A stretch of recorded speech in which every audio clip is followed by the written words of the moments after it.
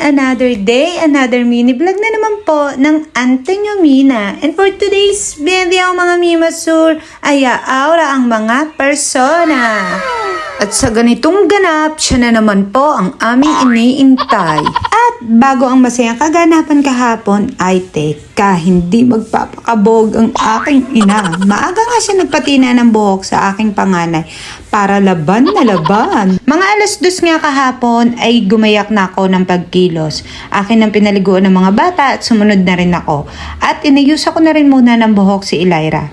Inayos ko na rin muna ang aking bag na dadalhin, ekstrang damit, towel, diaper, at akin na ring jacket. Naglagay na rin ako ng dede baka sakaling manghingi si Chongchong. Mga 3:00 naman ng hapon ay inumpisahan ko ng ambihisa ng mga bata. Inuna ko na si Elira pagkatapos ay si Nenso. Dito, mabait si Nenso bihisan lalo na kapag ang isusuot sa kanya ay pamorma. Alam na alam ng batang ito na kami ay gagala kapag ganyan ang kanyang mga bihisan.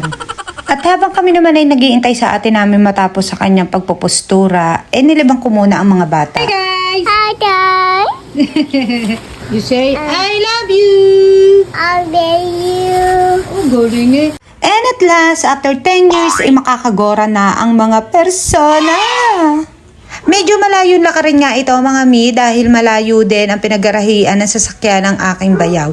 Nataon kasi ngayong araw na ito ay bigaya ng card sa high school na malapit dito sa amin. Maraming ang tao at marami rin sasakyan kaya hindi maipipilit ng aking bayaw na iparada ang sasakyan sa kanto na malapit sa amin. By the way mga mi ay dinaanan ko din pala ang card ng aking anak. Well, sa result naman ay deserve niya ang birthday celebration na ito. Kaya anak, galingan mo pa at mimiya kumain ka ng marami. Sa isang banda mga mi, itong anak kong bunso ay napakabait kasama sa loob ng sasakyan. Talagang nakaupo lang siya at dahil nga sa sobrang bait niya, eto na ang kanyang eksena. Borlog na naman po ang lolo mo Nenso. Fast forward na nga tayo mga mi at malapit na rin kami sa aming pupuntahan. And bumaba na rin kami ng aking bunso at panganay at yung iba naman namin kasama ay maghahanap muna ng parking. Kailangan talagang mauna ako doon sa venue dahil nakapag-reserve kami doon.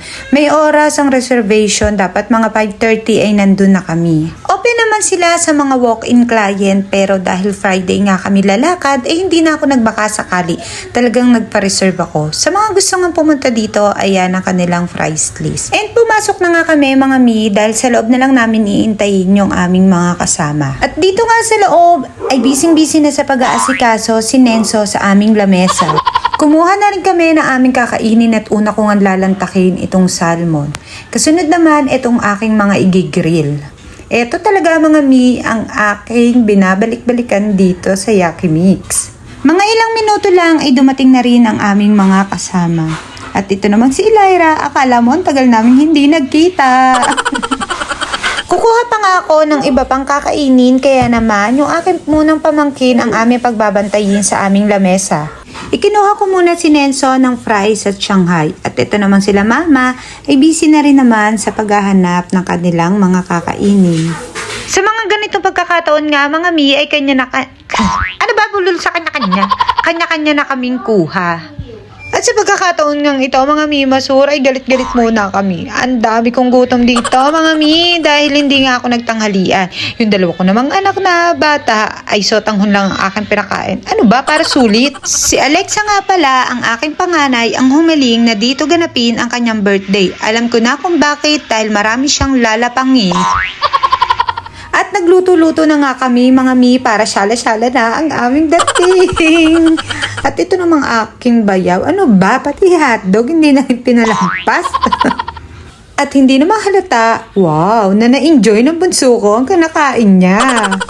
At dito naman sa aking kabila, ito namang aking si Elira, ay syempre, prutas naman ang kanyang tinitikman. Second batch na nga ito ng pagkuha ko ng salmon at dito pa lang mga mi, bawing-bawi ka na sa binayad mo, napakasarap. Nawala nga ang mag-ate, ito pagdating, may daladala ng isang baso ng candy. Oh, shark! Oh, galing eh, shark! At itong aking ate ay laban na laban din sa paglamon.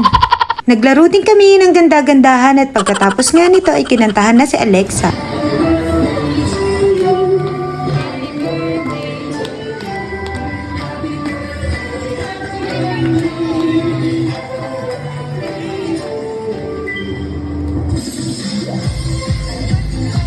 Napansin ko rin na tulalay ang aking paboritong bayaw.